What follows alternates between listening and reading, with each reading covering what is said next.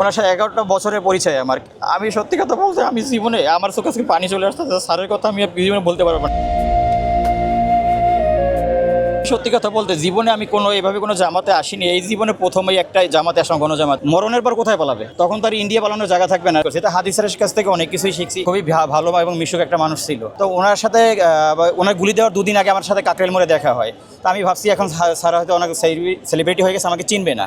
তো উনি সবার মাঝে দেখে আমাকে জড়িয়ে ধরছে, শামীম কেমন আছে, কোথায় কি চাকরি করো? তো আমি তখন বললাম, তখন স্যারের বলছি, স্যার আপনি তো এখন হয়ে গেছেন, আপনার পাইছেন অনেক প্রভাকাণ্ডা আসতে পারে, আপনার মানুষ করতে পারে। তা বললো ওসব নিয়ে চিন্তা করে না তুমি, আমার কেউ কিছু করবে না। তার দুদিন পরেই স্যারের মাথায় গুলিটা লাগে। তো আমি খুব আফসোস হয়ে গেলাম যে স্যারের মতো একজন সাধারণ মানুষ, উনি একসাথে ক্যান্টিনে বসে আমরা চা খেয়ে কখনো উনি একজন স্যার এই অহমকে দেখাতো না, আমাদের সাথে খুব ক্লোজ ছিল।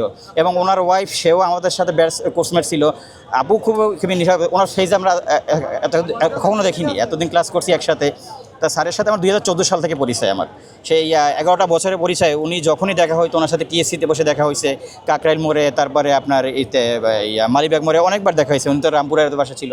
তা স্যারের কথা যাই বলবো, সত্যি কথা ওনার মতন ভালো মানুষ একেবারে চলে যাবে সেটা কখনো মানতে পারিনি।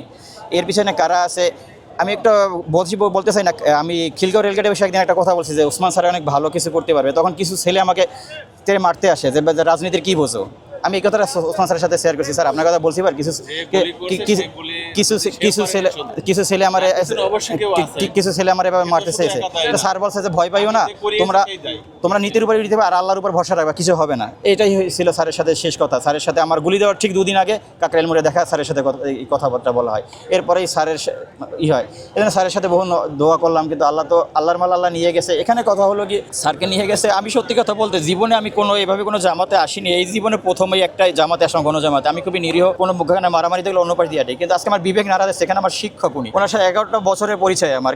আমি সত্যি কথা বলতে আমি জীবনে আমার চোখে আজকে পানি চলে আসতেছে। স্যারের কথা আমি জীবনে বলতে পারবো না। ওনার ওয়াইফ কতটা ঠান্ডা নিরীহ মানুষ, সেটা তার ফেস আমরা দেখিনি। আমরা একসাথে কোর্স করেছি, তারপর ওনার চেহারা আমরা দেখিনি। এতটা ভালো মানুষ ছিল। এরকম একটা ভালো মানুষকে নিয়ে গেছে যেটা বলার মতো না। এর বিচারে একটা কথা কি, এজন্য তো করবে কিনা জানি না, আল্লাহ জানের বিচারটা করে। এই পৃথিবী থেকে বহু হিটলারের মতন ক্ষমতাবান, নমরুদ, ফ্রাউনের মতন ক্ষমতাবান চলে গেছে।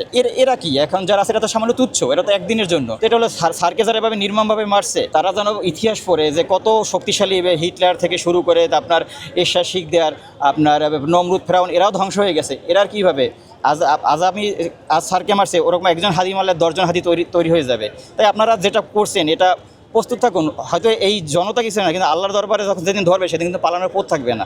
এইটাই মনে রাখবেন যে দুনিয়া ক্ষণস্থায়ী, কিন্তু পরকাল চিরস্থায়ী। আল্লাহ এখানে কেউ হাতে জবাব দিতে পারবে না। এখানে ইন্ডিয়া পালিয়ে গেছে, মরণের পর কোথায় পালাবে? তখন তার ইন্ডিয়া পালানোর জায়গা থাকবে না।